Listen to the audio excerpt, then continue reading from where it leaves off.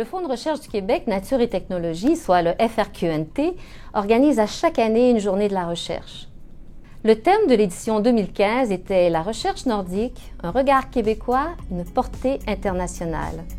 Nos chercheurs contribuent activement à trouver des solutions concrètes à ces enjeux qui touchent les milieux de vie, les communautés, la protection de l'environnement et de la biodiversité, ou encore le développement durable des ressources naturelles. Comprendre la vulnérabilité de la biodiversité arctique au changement global. Studying the impact of climate change on Arctic ecosystems. Réduire la consommation énergétique et diversifier les sources d'approvisionnement grâce à la géothermie. Partager notre expertise de la géothermie dans le cadre d'une collaboration durable. Comment les écosystèmes marins arctiques répondent au changement climatique. Donc mon projet de thèse, c'est de pouvoir travailler sur la base des écosystèmes marins arctiques et de voir comment l'environnement qui est en train de changer impacte ce qu'on appelle le phytoplancton, qui sont des algues, des cellules algales, et qui captent la lumière pour pouvoir le transformer en matière et qui permet de nourrir tout l'écosystème arctique. Ce qui est intéressant, c'est qu'il y a déjà eu beaucoup de travaux qui ont permis de documenter qu'il y avait des changements au niveau de l'environnement, que ce soit la perte de la couverture de glace, l'augmentation de la température de l'océan, mais c'est toujours plus compliqué de détecter des signaux de ces changements au niveau de la biologie et des écosystèmes. L'impact de mon étude, ça a été vraiment de pouvoir avoir cette signature directe entre le changement dans l'environnement et une réponse des écosystèmes marins arctiques. La spécificité des écosystèmes arctiques est en train de se modifier et ressemble de plus en plus à des écosystèmes dits de zone boréale, donc plus au sud, et on a tendance à avoir une migration vers le nord d'espèces dites boréales et également un changement dans la fonctionnalité de ces écosystèmes.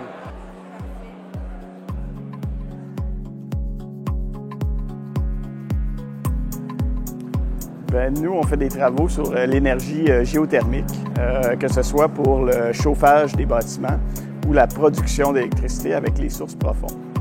Alors au BRGM, on développe une recherche qui va de la géothermie superficielle avec les sondes, mais également sur des géothermies moins conventionnelles comme les EGS avec le projet de géothermie profonde en Alsace, à Soultz. Je dirais au Québec, on a beaucoup d'expertise au niveau de la géothermie superficielle, les systèmes de pompe à chaleur pour les bâtiments. Pour ce qui est de la géothermie profonde, on a moins d'expertise. En fait, de façon générale, au Québec et au Canada, il n'y a pas de système géothermique qui produisent de l'électricité, alors qu'en France, eux, ont l'expertise avec le projet Soultz. Et donc, on voudrait continuer, commencer et établir cette collaboration pour effectivement la géothermie profonde et peut-être travailler plus sur l'exploration et établir les sites les plus favorables pour implanter cette géothermie profonde au Québec. À travers nos recherches, on regarde en fait tout le potentiel géothermique du Québec, incluant le nord.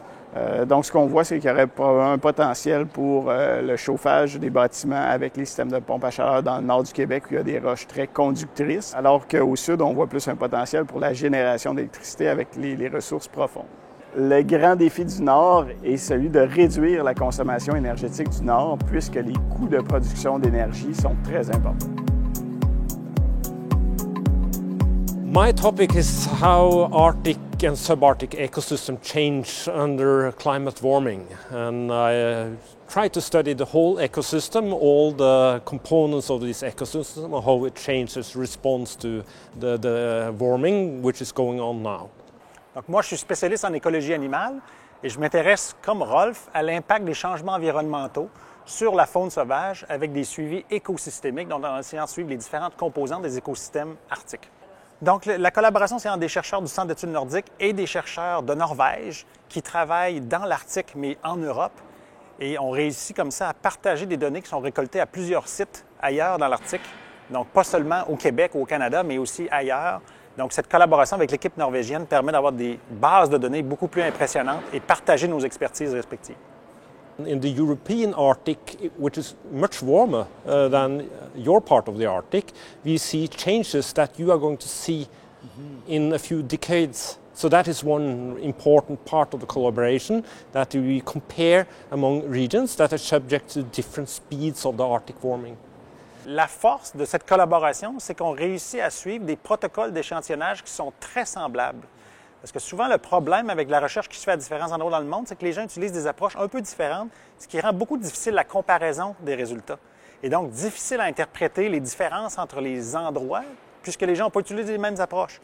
Donc, nous, c'est de standardiser des approches et s'entendre sur des protocoles pour ensuite pouvoir regrouper cette information-là et vraiment bénéficier d'une base de données beaucoup plus large pour comprendre les différences entre les différents sites d'études. Et en soi, c'est un défi et ça a très, très bien été avec l'équipe de la Norvège.